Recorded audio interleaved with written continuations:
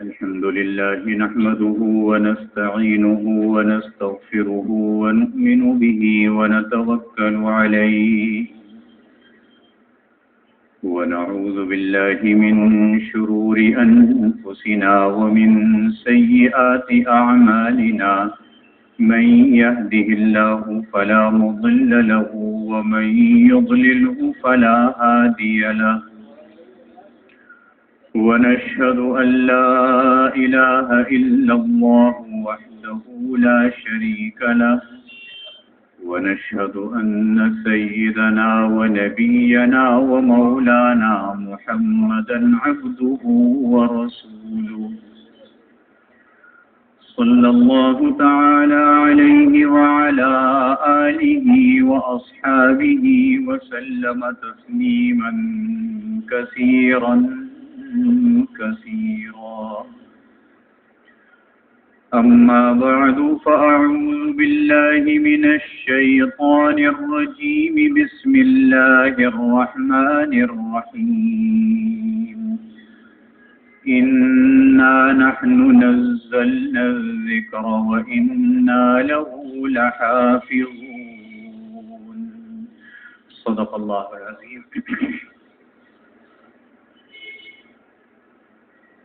بزرگان محترم اور برادران عزیز،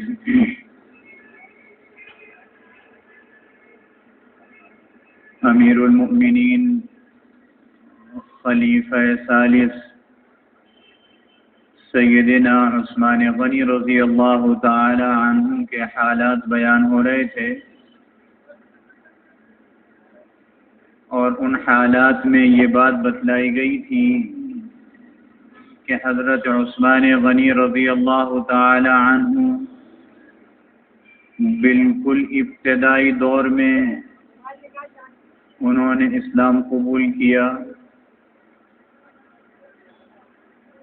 حبشے کی طرف ہجرت کی جب مسلمانوں پر مشرکین نے مصیبتوں کے پہاڑ توڑے، پھر مدینہ طیبہ کی طرف ہجرت کی،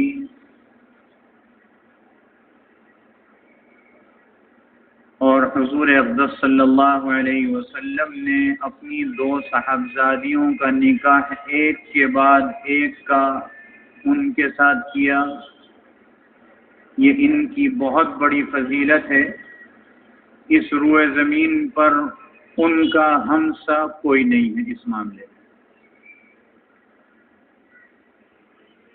بیعت رضوان حضرت عثمان رضی اللہ تعالی عنہ کی وجہ سے ہوئی۔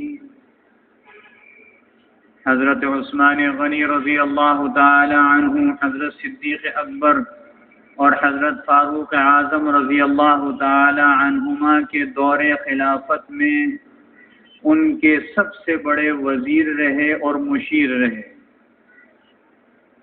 اور حضرت عمر فاروق رضی اللہ تعالی عنہ کی شہادت کے بعد حضرت عثمان غنی رضی اللہ تعالی عنہ مسلمانوں کے خلیفہ اور امیر المؤمنین منتخب ہوئے۔ یہی حضرت عثمان غنی رضی اللہ تعالی عنہ ہیں جب مسجد نبوی میں توسیع کی ضرورت پیش آئی اور حضور اقدس صلی اللہ علیہ وسلم نے مسلمانوں سے کہا کہ کون اس کے لیے زمین خرید کر مسجد میں شامل کرتا ہے اللہ اس کو جنت دے گا، تو یہ مسجد میں جگہ خرید کر انہوں نے شامل کی۔ مدینہ منورہ میں میٹھے پانی کا قحط تھا، ایک ہی کنواں تھا، وہ یہودی کے پاس تھا، پانی بیچتا تھا۔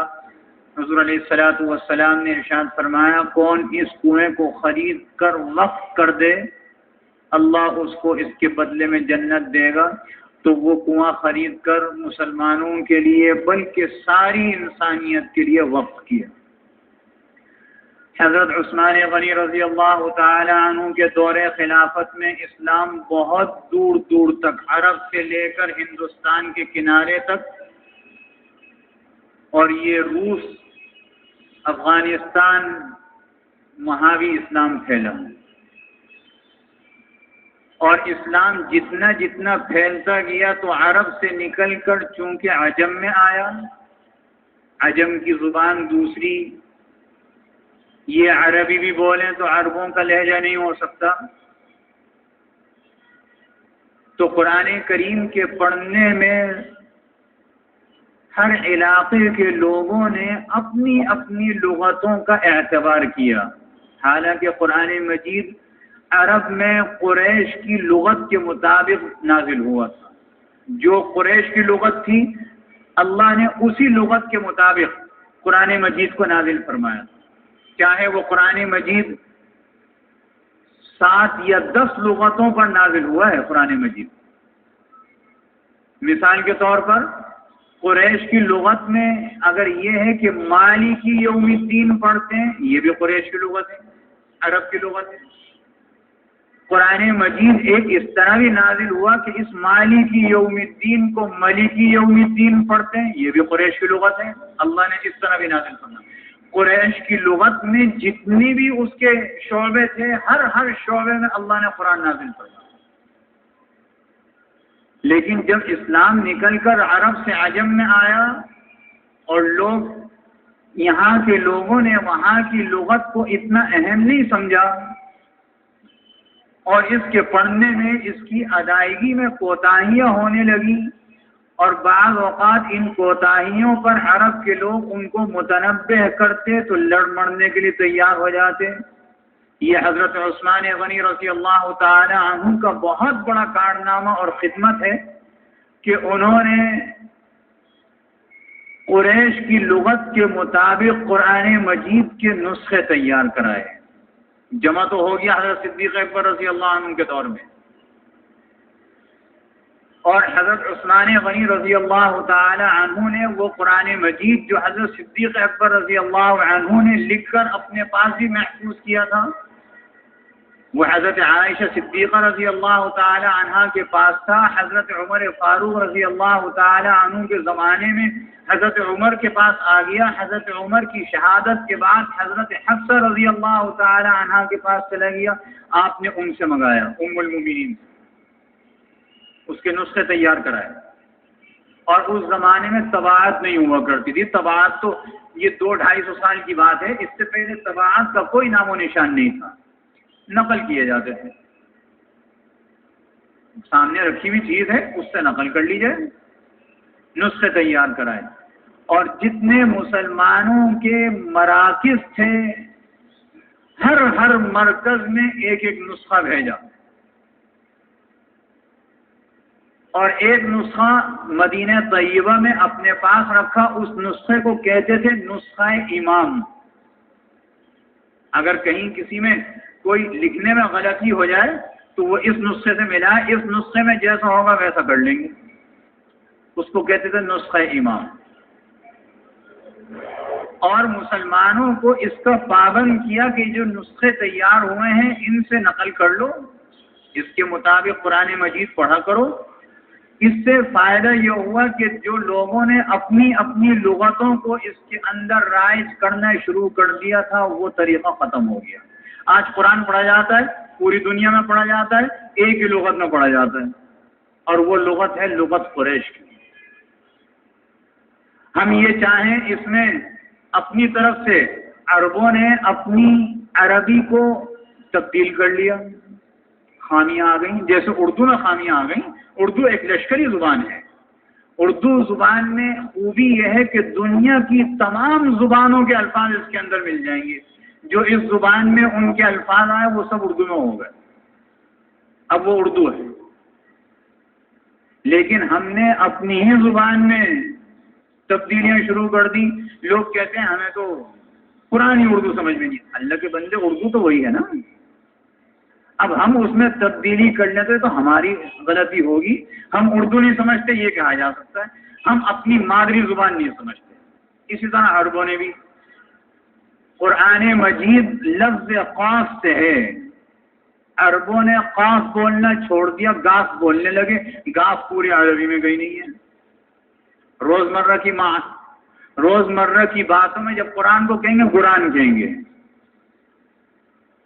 اس طرح بہت سارے حروف بدل دیے۔ لیکن جب قرآن پڑھنے بیٹھیں گے تو پھر قرآن ہی پڑھنا پڑے گا، وہ اسی لغت پہ پڑھتے ہیں۔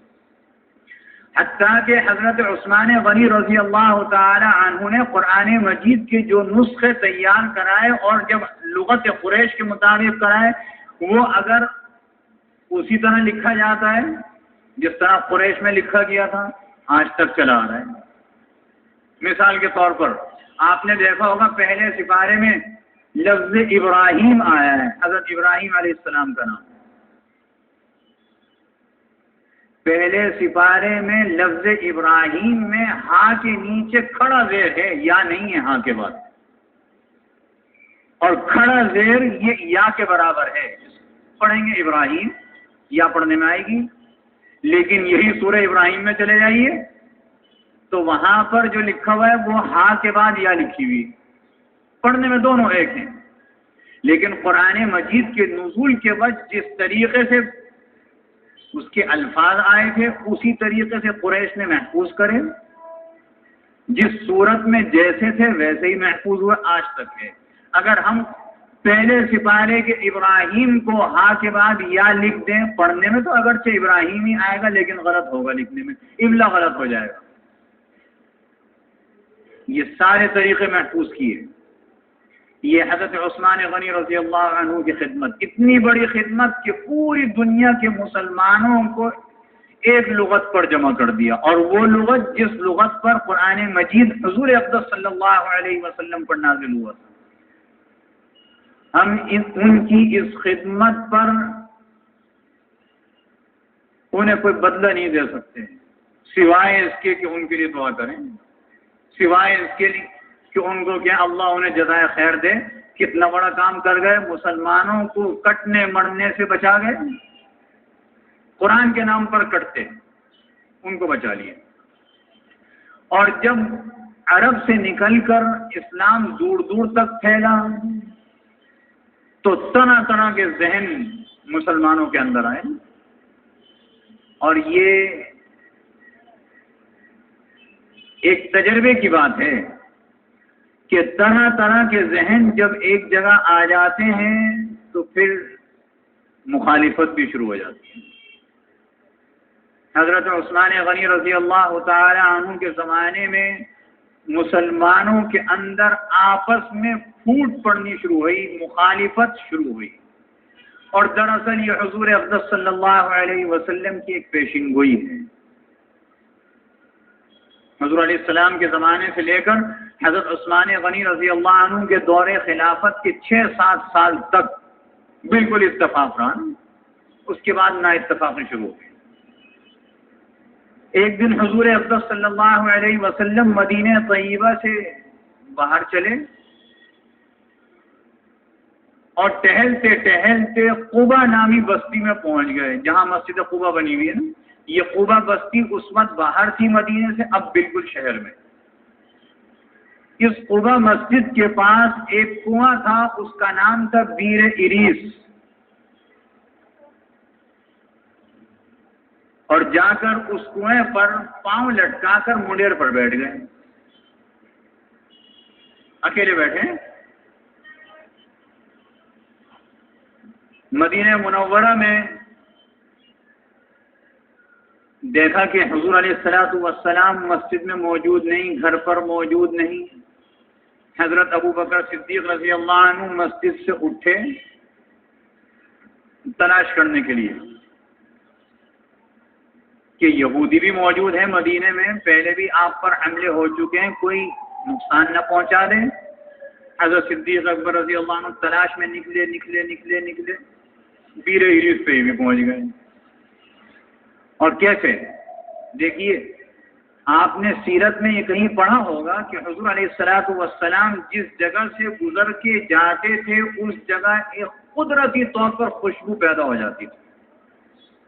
حضور علیہ السلام کو تلاش کرنا اتنا مشکل نہیں تھا، اس خوشبو کے پیچھے چلتے رہتے، جہاں جاتی تھی وہیں جا کے حضور علیہ السلام ملا کرتے تھے۔ یہ ایک معجزہ تھا حضور علیہ السلام کا۔ حضرت صدیق اکبر رضی اللہ عنہ بیر اریس پہ پہنچے، عرض کیا یا رسول اللہ صلی اللہ علیہ وسلم، مدینے میں تو آپ کی تلاش جاری ہے، آپ یہاں تشریف فرمائیں۔ آپ نے یہ نہیں کہا کہ یہاں کیوں آئے، آپ نے فرمایا آؤ تم بھی بیٹھ جاؤ، یہ بھی پاؤں لٹکا کے بیٹھ گئے۔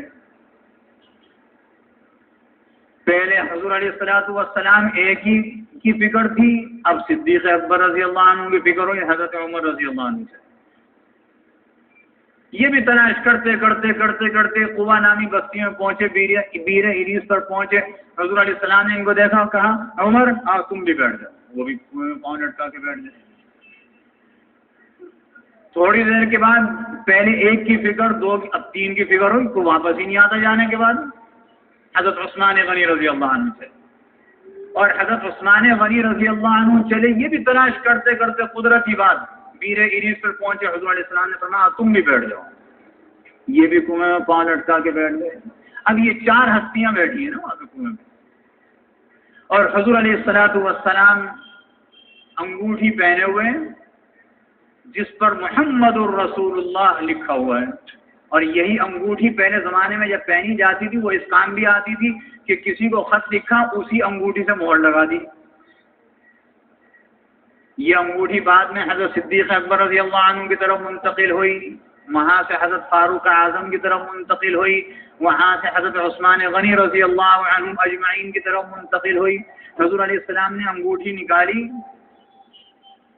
اور یوں اچھال کے دکھلائی، یا عثمان ایک وقت وہ آئے گا تم اس کنویں پہ اسی طرح اس منڈیر پر پاؤں لٹکا کے بیٹھے ہوگے، اپنی انگلی سے انگوٹھی نکال کے کھیل رہے ہوگے، اچھال رہے ہوگے، اور تمہارے اس اچھالنے میں انگوٹھی کنویں میں گر جائے گی۔ اے عثمان انگوٹھی کا کنویں میں گرنا ہوگا اور فتنوں کے دروازے کھل جائیں گے، بس اب سب فتنے ہی فتنے، قیامت تک فتنے بند نہیں ہوں گے۔ حضرت عثمان غنی رضی اللہ عنہ نے پیشین گوئی سنی، ذہن میں بھی نہیں تھی۔ اپنے دور خلافت میں ایک دن اسی طریقے سے بیر عریس پر بیٹھے ہوئے تھے، انگوٹھی سے کھیل رہے تھے، انگوٹھی کنویں میں چلی گئی۔ فوراً خیال آیا رسول اللہ صلی اللہ علیہ وسلم نے تو یہ پیشین گوئی فرمائی تھی، اب تو فتنوں کے دروازے کھل جائیں گے۔ بڑے بڑے ماہرین کو بلایا، سارا پانی نکلوایا، کنویں کی مٹی نکلوائی، انگوٹھی نہیں ملی۔ اور وہ دن ہے، آج کا دن ہے، تسبیح دھاگے سے اس طرح ٹوٹی ہے کہ دانے ایک کے بعد ایک، ایک کے بعد ایک، ایک کے بعد ایک تسبیح کے گرتے چلے جا رہے ہیں، ایک کے بعد ایک فتنہ۔ جس طرح تسبیح ٹوٹ جاتی ہے، ایک دانہ گرتا ہے پھر دوسرا گرتا ہے، فتنے اسی طریقے سے آ رہے ہیں مسلمانوں پہ، قیامت تک آتے رہیں گے جب تک کہ امام مہدی کا ظہور نہیں ہو جائے۔ یہ حدیث میں آتا ہے امام مہدی کا ظہور ہوگا اور فتنے ختم ہو جائیں گے، بڑے بڑے فتنے ختم ہو جائیں گے۔ حضرت عثمان غنی رضی اللہ عنہ واپس آ گئے مدینہ طیبہ میں۔ پھر جو فتنے کے دروازے کھلے ہیں کہ پوری اسلامی سلطنت میں کچھ لوگ ایسے پیدا ہوئے جو حضرت عثمان غنی رضی اللہ تعالی عنہ کے خلافت کے خلاف اٹھے، اور اس خلافت کے خلاف اٹھنے پر وہ مدینہ طیبہ آئے، اور مدینہ طیبہ میں آ کر حضرت عثمان غنی رضی اللہ عنہ کے دار خلافت کا محاصرہ کیا۔ 40 دن تک محاصرہ رہا۔ حضرت عثمان غنی رضی اللہ عنہ کی شہادت اسی میں ہوئی، لیکن حضور علیہ الصلوۃ والسلام نے فرما دیا تھا، اے عثمان اگر تم سے کرتا اتارنے کی فرمائش کی جائے تو یہ مت دینا اتار کے۔ فرماتے ہیں کہ اس کرتے سے مراد خلافت تھی، یہ کرتا اللہ کی طرف سے پہنایا گیا ہے، کوئی تم سے چھین لے وہ بات الگ ہے، لیکن از خود اتار کے نہ دینا، اس پر ڈٹے رہنا۔ حضرت عثمان غنی رضی اللہ عنہ نے حضور علیہ الصلوۃ والسلام کا فرمان پورا فرمایا۔ پھر کیا ہوا اس کے متعلق انشاءاللہ آئندہ عرض کیا جائے گا۔ اللہ رب العزت ہم سب کو عمل کی توفیق عطا فرمائے۔ ایک بات خوب اچھے طریقے سے سن لیں سارے نمازی، فتنوں کا ذکر ہوا، فتنے موجود ہیں، پہلے بھی تھے، آج بھی ہیں، قیامت تک رہیں گے۔ کسی وقت فتنے کم ہو جاتے ہیں، کسی وقت بڑھ جاتے ہیں۔ جب یہ فتنے بڑھ جائیں تو حضور اقدس صلی اللہ علیہ وسلم کا خود عمل کردہ وظیفہ جو آپ نے امت کو بھی تعلیم فرمایا، اور ایسا مستجاب اور قبول ہونے والا وظیفہ ہے، حضور علیہ الصلوۃ والسلام نے اسے فجر کی نماز میں بھی کیا۔ فقہا فرماتے ہیں جب یہ فتنے زیادہ ہو جائیں تو ہر نماز میں ہو سکتا ہے، وہ ہے قنوت نازلہ۔ حضور علیہ الصلوۃ والسلام کہ 70 وہ صحابہ جو قرآن کے حافظ تھے، جب بیر معونہ میں وہ شہید کر دیے گئے، اس موقع پر تو حضور علیہ الصلوۃ والسلام نے قنوت نازلہ پڑھی۔ ایک تو اپنے ذہن سے یہ بات نکال دیں کہ ہم کسی کے لیے بد دعا نہیں کر سکتے، یہ نکال دیں، سارے نمازیوں سے کہہ رہا ہوں، اس لیے کہ جب یہ بات کہی جاتی ہے کہ حضور علیہ الصلوۃ والسلام نے کسی کو بد دعا دی تو کہتے ہیں نبی کا کام کہاں سے بد دعا دینا ہے، تو مسلمان کا کام بھی بد دعا دینا نہیں ہے۔ یہ بات بالکل ذہن سے نکال دیں، نبی نے بد دعا بھی دی ہے، یہ بد دعا ہی تو ہے قنوت نازلہ جو آپ نے 40 دن تک کی، اور 40 دن کے اندر اس کا نتیجہ آ گیا۔ کوئی تکلیف کسی کو پہنچے، شریعت نے اختیار دیا ہے بد دعا کر دو تو قبول ہوگی، دعا کر دو تو قبول ہوگی۔ ہم کمزور لوگ ہیں بھائی، بہت کمزور ہیں۔ جب دل سے کسی کے لیے بد دعائیں نکلتی ہیں تھوڑا سا کلیجہ بھی ٹھنڈا ہو جاتا ہے۔ جب شریعت نے اختیار دیا ہے تو کیا حرج ہے؟ اس لیے فجر کی نماز میں بھی اپنے علاقوں میں اپنے ائمہ سے، مسجد کے ائمہ سے کہا جائے کہ وہ قنوت نازلہ کا اہتمام کریں۔ آج سے جمعے میں بھی اہتمام ہوگا، جس کی ترتیب یہ ہے کہ دوسری رکعت میں رکوع کے بعد سجدے سے پہلے یہ دعا پڑھی جائے گی۔ اس دعا میں حضور علیہ الصلوۃ والسلام سے یہ بھی ثابت ہے کہ ہاتھ اٹھا کے دعا کریں، یہ بھی ثابت ہے کہ سیدھے ہاتھ کر لیں دعا کریں، یہ بھی ثابت ہے کہ ہاتھ باندھ کے دعا کریں، جیسے چاہیں کریں آپ، تینوں طریقے ثابت ہیں۔ اس دعا پر آہستہ سے آمین کہیے، جس طریقے سے سورہ فاتحہ کے بعد آمین کہتے ہیں۔ دعا ختم ہو جائے گی، پھر سجدے ہوں گے دونوں، اور نماز ختم ہو جائے گی التحیات کے بعد۔ اس کو کہتے ہیں قنوت نازلہ۔ اور جو نمازی ایسے ہیں فجر میں جو نہ پہنچ سکیں، کسی وقت فجر کی نماز نکل گئی، سوتے رہ گئے، اپنی نماز پڑھیں، اس میں بھی اہتمام کریں۔ اور اپنی خواتین سے بھی یہ بات کہی جائے کہ جب وہ فجر کی نماز پڑھیں تو دوسری رکعت میں رکوع کے بعد سجدے سے پہلے قنوت نازلہ کا اہتمام کریں۔ یہ اس کی کتابیں مل جاتی ہیں بازاروں میں قنوت نازلہ کے نام سے۔ اس کو چھوٹی سی دعا ہے، اس کو تھوڑی تھوڑی کر کے یاد کر لیں، جتنی یاد ہو روزانہ اتنی پڑھ لیں، جتنی اور یاد ہو جائے پھر اگلے دن پڑھ لیں۔ اللہ رب العزت ہم سب کی دعاؤں کو قبول فرمائیں اور فتنوں کے دروازوں کو بند فرما دے۔